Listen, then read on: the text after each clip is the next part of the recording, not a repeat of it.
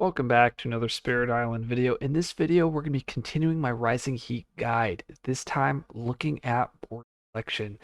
Now, this was a tough video for me to put together, mainly because I'm not too sure if the order is right. Usually with these guides, I have a better, I don't want to say more experience, but I'm more sure of better boards versus weaker boards.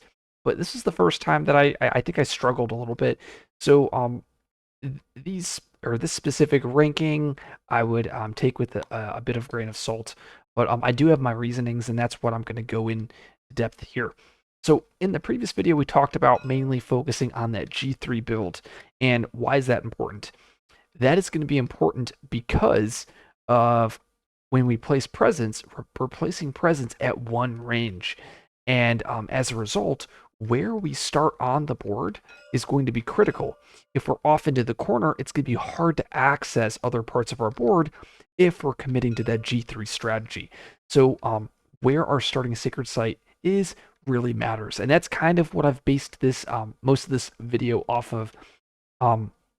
Another thing to consider is that sweltering exhaustion, it's two range from a sacred site. So once again, if you can't have a centralized sacred site, you might not be able to skip all of the lands that you would like, or this card is just going to be more limited. Also, you have a sacred site innate here, so that sacred site 1 range, you want to be in a good spot such that you can use this innate more freely. And lastly, the G2 forcing you to place presence in that Sands Mountain. Where those Sands Mountains are is going to be critical too. So let's look at the boards up here. And in S tier, change to blue here. I'm starting off with board G, and I have board G here compared to any of the other boards because it's the only board in the game where you start off right in the center. Board G tends to be the worst board in the game. So board G and board D are the main two. But it feels weird that I'm putting it up here, but it kind of just works because you're starting here when you G3 that turn 1, you can access any of your lands very easily. In addition, all the Dahan are nicely paired up, such that when you use a card like Call on Herders, you can move the Dahan together to disrupt the invaders. Also, if you'd like to G2, you can G2 creating an instant sacred site over here in this land that has a building, or access the Dahan over here, or access the Dahan over here. So it seems like it's a very flexible board.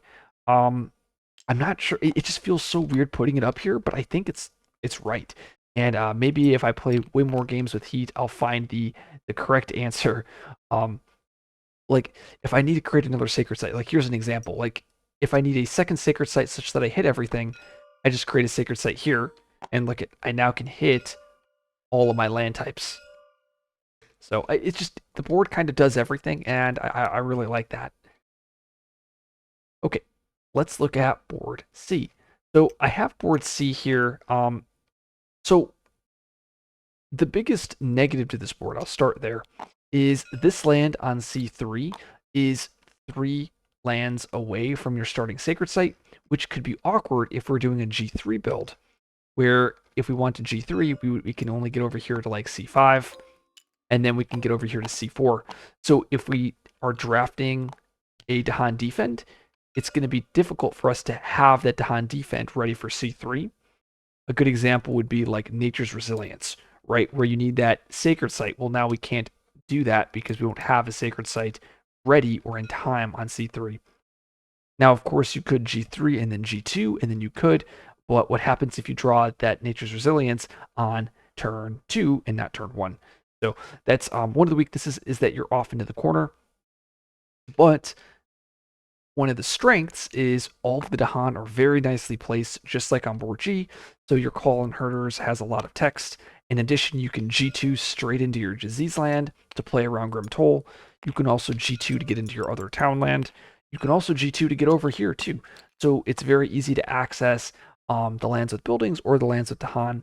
And then you can also access your Blighted land here. So I think it's up here in S tier. I'm going to put it there for now. It seems like it's at least solid. There is that one weakness though.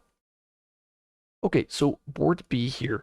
One of the big benefits to this board is your Sweltering Exhaustion can hit all of the land types. And actually, that's one of the benefits to board G as well. On board C, the big negative is you can't hit C3 until you establish a second sacred site. But yeah, so Sweltering Exhaustion, your skip can hit the whole board. Once again, Call-in Herders, you're able to nicely pair up your Dahan. You can gather them into here and then push the Dahan out if you'd like. Because you start your sacred site in that beast land, you can play around beast damage. If there's buildings get in here. Another thing is you're adjacent to 4 lands, and this is something that I didn't touch up on, but board G is adjacent to 5 lands, board C is adjacent to 4. You're adjacent to all of the different land types, so you can access any of the land types that you need to, and that could be important for using a card like Stinging Sandstorm. Okay, looking at the A tier boards, it feels crazy putting board E here, but there's some pretty notable weaknesses. So the first main weakness is that Sweltering Exhaustion, that skip. You can't actually hit E2, which is a big problem land, until you grow closer. And another problem is you have to grow and then grow to get access to these lands, and you won't be able to get that adjacent sacred site, like I mentioned, one of the weaknesses to board C.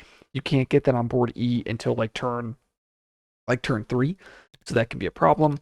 Now, one of the big benefits with board E is you can hyper pocket with Call-in Herders, pushing this town to the coast, and then cutting off E8 as well as E6. In addition, you have that starting beast in the sacred site land. You can possibly play around that beast damage. Also, your E2 is a disease land, or it is a mountain land, so you can G2 to get in there and play around that beast, that disease damage. So it's not a terrible board. I just think it might be a little bit weaker than the boards up here. Board F. So the main reason why I have board F here is mainly this lone Dahan on F3 is just really tough to pair up. Your Sweltering Exhaustion skip can hit your whole board. You are also adjacent to 4 lands. Oh, that was another weakness to board E, is you're only adjacent to 3 lands and you're adjacent to 0 mountain. So if mountain comes up, that could be like a pretty significant edge case. So usually you want to be adjacent to one of the 4 land, or one of each land type, such that you can interact with that land. In board E, you can't do that. But board F, you can. You're adjacent to all 4 land types. The biggest weakness is that Dahan here on F3. That lone Dahan, always a weakness on like board F, board A, stuff like that. It's very hard to get that straggler and connect them with the rest of the board. Some benefits is you start in that town land, so you any damage in that land, you can easily nuke out that town and city. So like if you end up picking up a card like what would be like Rouse, for instance, Rouse the trees and stones, being able to do 2 damage there could be pretty favorable. What else? So yeah, you can, I guess, G3 here. I think that's about it. Yes. Oh yeah, this is another weakness. So like, if you want to G3 to access your F4, and then G3 again, you've now accessed F2 and F3, but you don't have access to F1. So you kind of have to create 2, like multiple sacred sites to like get access, and you can't just like G2 here because it's a jungle. So one of the weaknesses your targeting could be kind of challenging in the early game. Board D, I actually had board D up in A tier, or up in S tier, and then I dropped it to A tier at the last minute. What I really like is you start in that town land. You also start in a land with Dahan, so you can play around Dahan events. You also have Call-in Herders, so you can easily set up your Dahan very nicely.